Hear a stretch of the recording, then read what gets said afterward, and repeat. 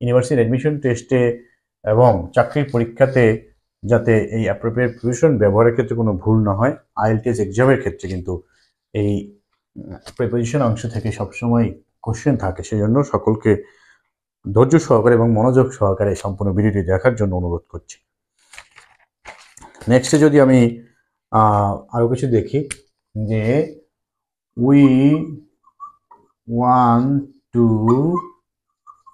Get rid from the illiteracy, আমরা নিরক্ষরতা থেকে মুক্তি চাই। তো যেহেতু এখানে থেকে বলছে, সেজন্য এখানে অনেকেই ফ্রম ব্যবহার করে দেয়, কিন্তু এই গেট রিড এর সাথে আর একটা ফ্রেজ, এই তিনটা মিলে একটা ফ্রেজ, গেট রিড অফ, মানে হচ্ছে কোনো কিছু থেকে মুক্তি পাওয়া, মুক্তি লাভ করা। তাহলে আমাদেরকে গেট রিড এরপরে যে ভুল থাকে অফ, সেই অফের সঠিক ব্যবহারটি করতে হবে, দেখতে হবে গেট রিড অফ, এরপরে যাতে আমরা কখনো ভুলে ফ্রম ব্যবহার না করি, অথবা ফ্রম ব্যবহার থাকলে সেটাকে সঠিক করতে হবে।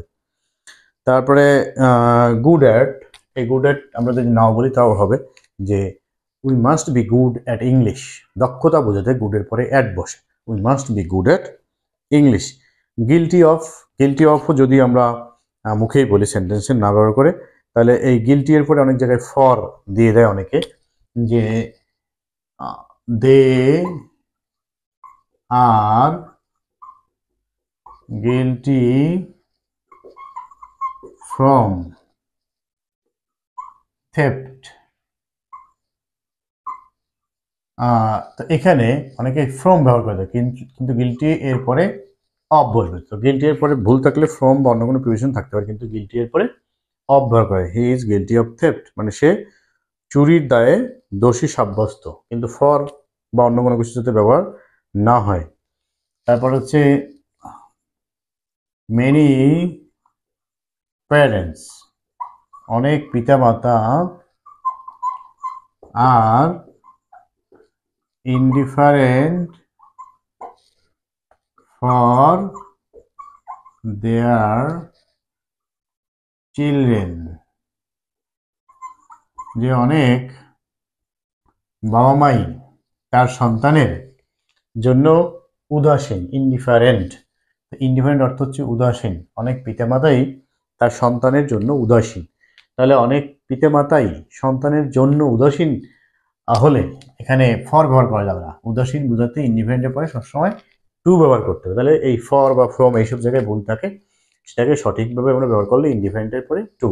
সুতরাং পরীক্ষায় যেগুলো আসে সেগুলো হচ্ছে বেশিরভাগ সময় অ্যাপ্রোপ্রিয়েট প্রিপোজিশন আসে। তো অ্যাপ্রোপ্রিয়েট প্রিপোজিশন মানে হচ্ছে ফিক্সড প্রিপোজিশন, যেগুলো কোনো দর কষাকষি চলবে না, ফিক্সড প্রাইজের দোকানের মতো।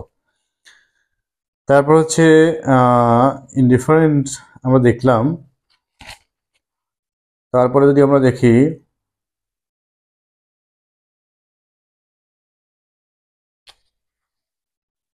the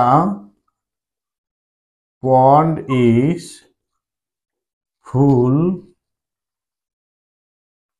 এখানে কেউ উইথ ব্যবহার করে দেয়, with water, full with water, কিন্তু ফুলের পরে উইথ বসে না, ফুলের পরে বসে অফ।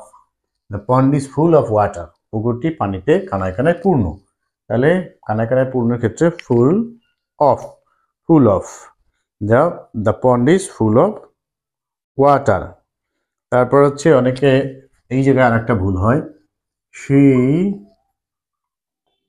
ফেইল্ড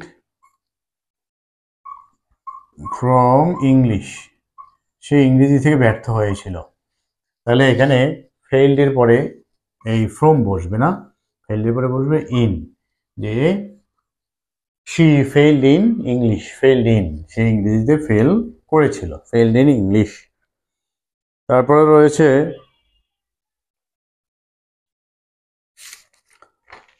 যেটা আরো দুই একটা দেখি, যে deprive, the poor are deprive dash from the rights, গরিবরা তাদের অধিকার থেকে বঞ্চিত। এখানে অনেকে থেকে যেহেতু বোঝায় ফ্রম ব্যবহার করে দেবে, কিন্তু ডিপ্রাইভ শব্দের পরে বসে of, deprived of the rights, গরিবরা অধিকার বঞ্চিত, deprived of the rights। তারপর হচ্ছে যে ডাই, এই ডাই আমরা এখন যদি দেখি ডাই অফ, যখন কেউ রোগে মারা যাবে সেক্ষেত্রে আমরা ডাই অফ ব্যবহার করব। তাহলে সেক্ষেত্রে এখানে সেন্টেন্সটি হতে পারে যে এই ডাই দিয়ে অনেক সময় পরীক্ষা আসে, দে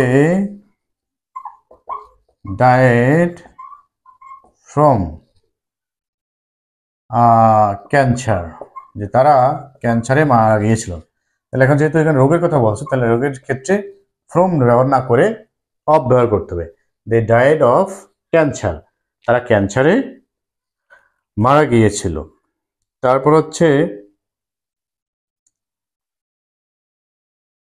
ডাই ফ্রম, কোনো কিছু অতিরিক্তের ফলে, অতিরিক্ত হতে পারে সেটা অতিরিক্ত খাওয়া অথবা অতিরিক্ত কাজ।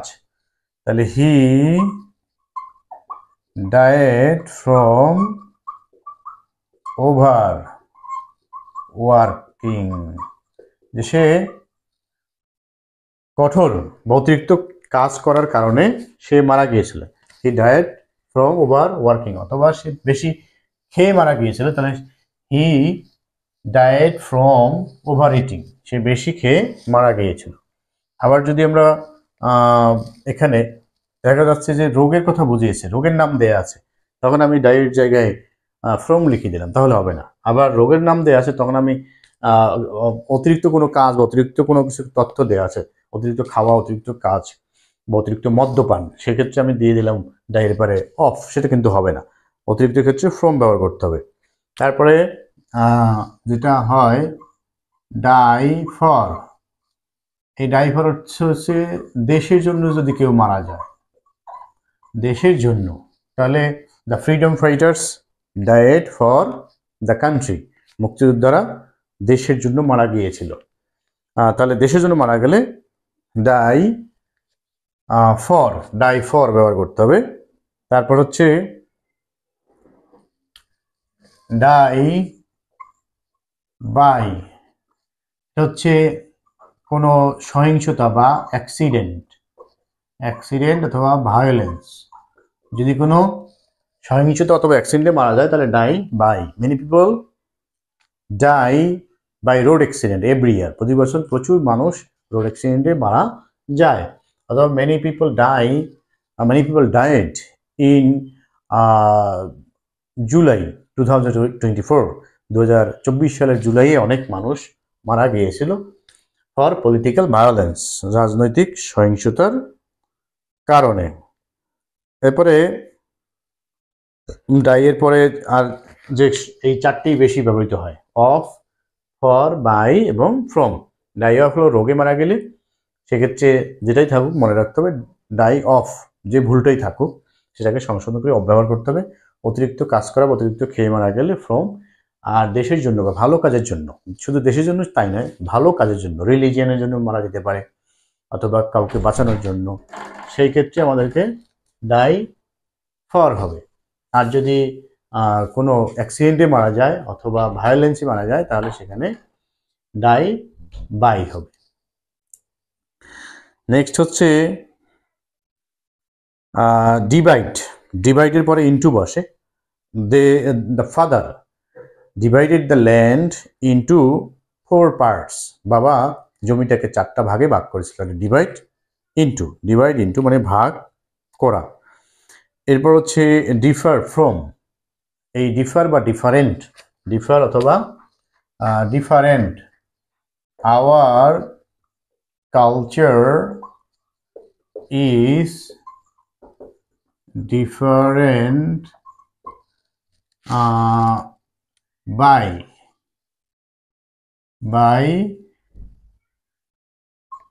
ইন্ডিয়ান কালচার, যে আমাদের সংস্কৃতি ইন্ডিয়ার সংস্কৃতি থেকে ভিন্ন। এক্ষেত্রে বাই হবে না, এখানে ডাই ফ্রম, মানে different from the culture, hour culture is different from Indian culture. তো ডিফারেন্ট বা ডিফার এরপরে ফ্রম বসে। ডিফারেন্ট ফ্রম অথবা ডিফার ফ্রম অর্থ হচ্ছে কোনো কিছু থেকে ভিন্ন হওয়া। নেক্সট হচ্ছে কিওর অফ। কিওর অফ অনেক জায়গায় অনেকে এখানে কিওর ফ্রম ব্যবহার করে থাকে, যে she was cured from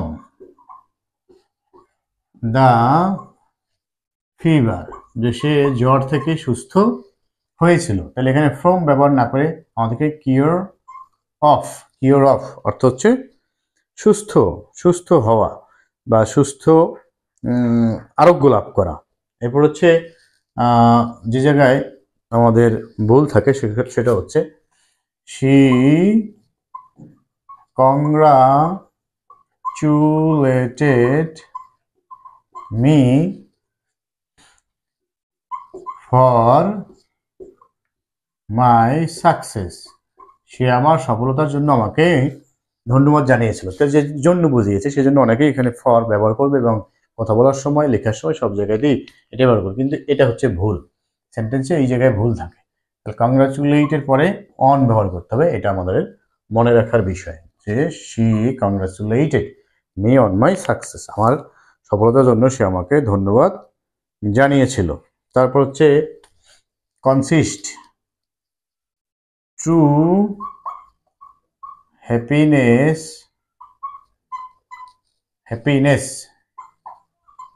consist in satisfaction, সত্যিকারের সুখ সন্তুষ্টির মধ্যে থাকে। যদি কোনো কিছু নিহিত বোঝায়, নিহিত বোঝালে কনসিস্ট ইন, আর গঠিত যদি বোঝায় আওয়ার ফ্যামিলি কনসিস্ট, তখন বসবে অফ 4 মেম্বার্স, আমাদের পরিবার 6 জন সদস্য নিয়ে গঠিত। তাহলে গঠিত বোঝালে সেখানে অফ বসবে, কনসিস্ট অফ। আর যদি নিহিত বোঝায় বা কোনো কিছুর মধ্যে কোনো একটা বিষয় অন্তর্ভুক্ত আছে বা লুকিয়ে আছে, নিহিত আছে, সেক্ষেত্রে সেখানে কনসিস্ট ইন বসবে। তাহলে কনসিস্ট ইন যদি এখানে দেখা যাচ্ছে ফ্রম থাকে তখন সেটা যাবে কাটা, সেখানে কনসিস্ট ইন ব্যবহার করতে হবে।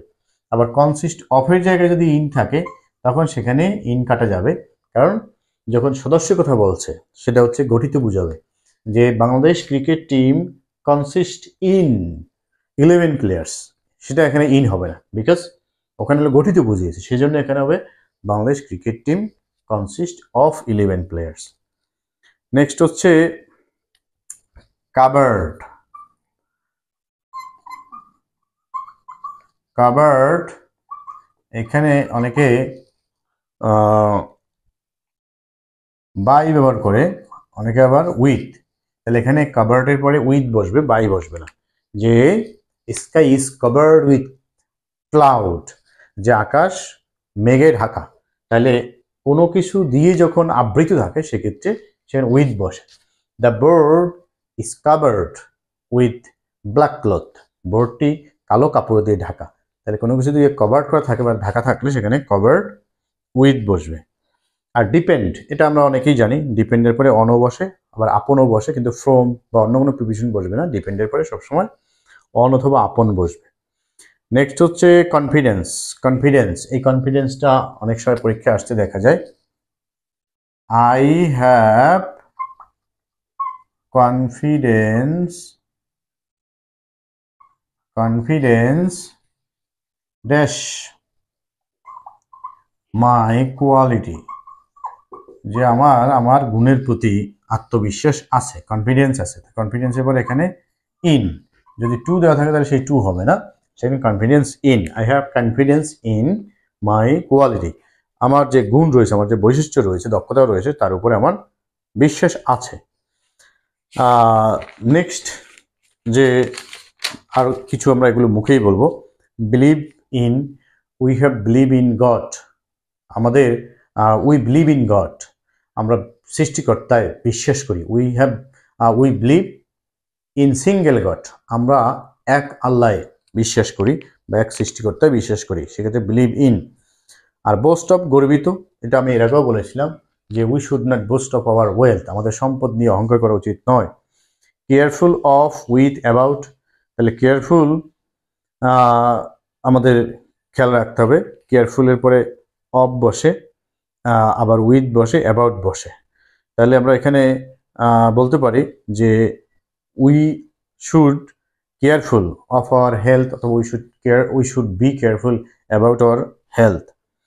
তারপর হচ্ছে আমরা এটা আমাদের জানা উচিত, যখন আমরা কোনো যানবাহনে ভ্রমণ করি, বিশেষ করে যখন ট্রেনে ভ্রমণ করি আমরা, সেই ক্ষেত্রে আমরা অনেকে কিন্তু যে we travel by the train, এই কথাগুলো আমরা কিন্তু বলে থাকি।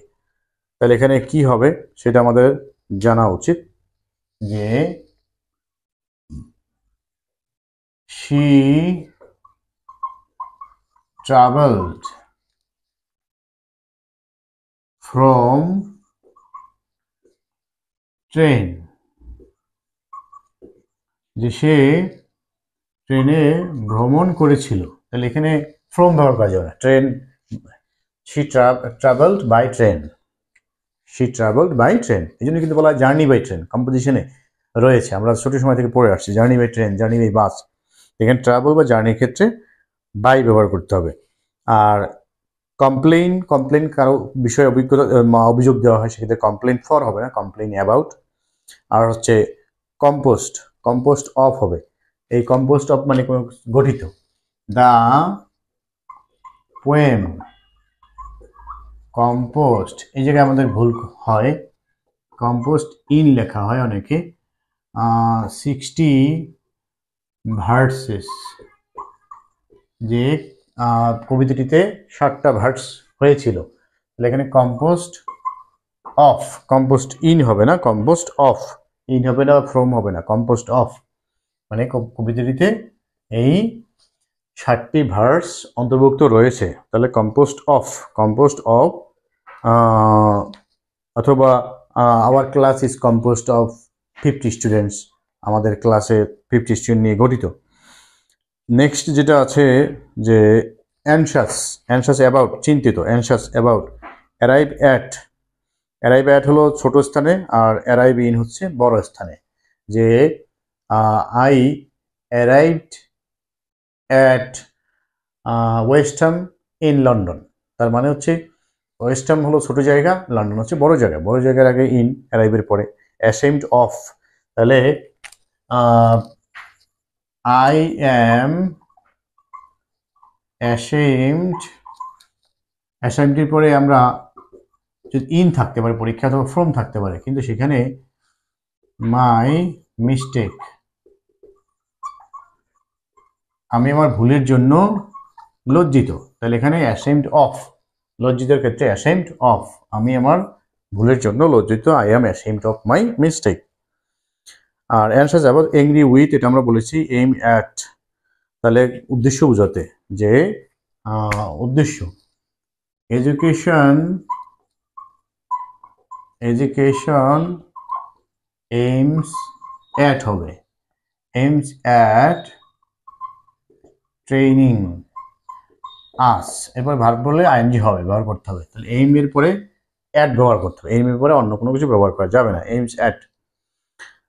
Answers about, parents are anxious about their children's future, তাদের সন্তানদের ভবিষ্যৎ নিয়ে বাবা মা চিন্তিত। তারপর হচ্ছে afraid of, we are afraid of tiger, আমরা বাঘকে ভয় পাই। Accustom to, the people of Bangladesh are accustom to rice, বাংলাদেশের মানুষ ভাতে অভ্যস্ত, এই অভ্যস্ত বুঝালে অ্যাকিস্টম টু, অ্যাকিস্টম ফ্রম হবে না, অথবা অ্যাকিস্টম ইন হবে না, অ্যাকিস্টম টু, অ্যাকিউজড টু।